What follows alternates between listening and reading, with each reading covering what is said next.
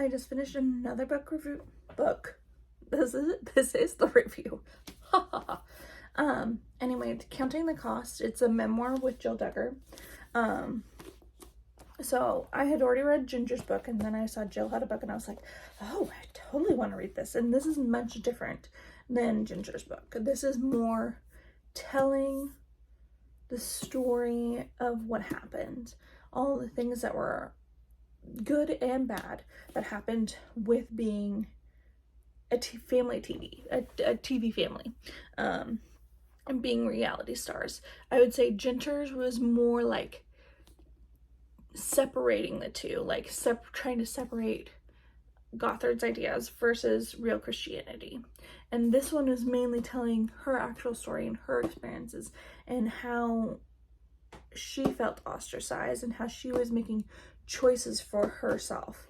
It is absolutely brilliant. Like, she does it in such a way that you know that she still loves God and she's still a Christian, but she sees all these things that were wrong with the whatever it's called. I'm so bad with acronyms. IBLM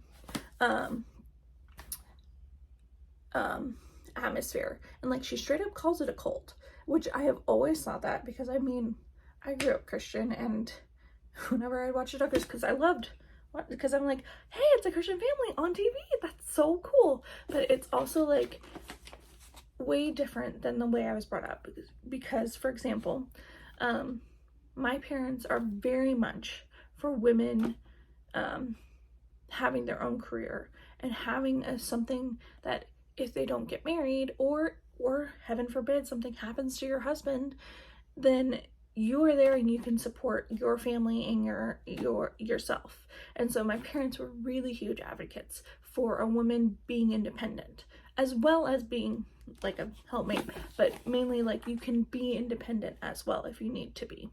And so in the IBLM culture, you are reliant on not only, like, I guess your parents, because you're under that umbrella, but you're also under your husband, and you're not as independent. And I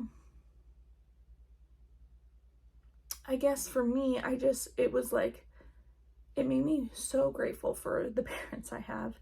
And it also made me see, like, even though there were such hard things that happened with her parents, both of her parents, especially her dad, she still is working on the relationship. She's just working, and like trying to get back to not back to where they were, because that's never gonna happen, but she's still working on healing the relationship. That's the key thing. Healing is huge in this book, and it's all about healing and seeing where she started, what all the stuff that happened, and now where she is now. It's just amazing to see. She's so amazing, and she's got such courage. She really has such courage to stand up for herself. And I mean, having her husband there to support her and help her see, no, like, you need to ask questions. This is not right.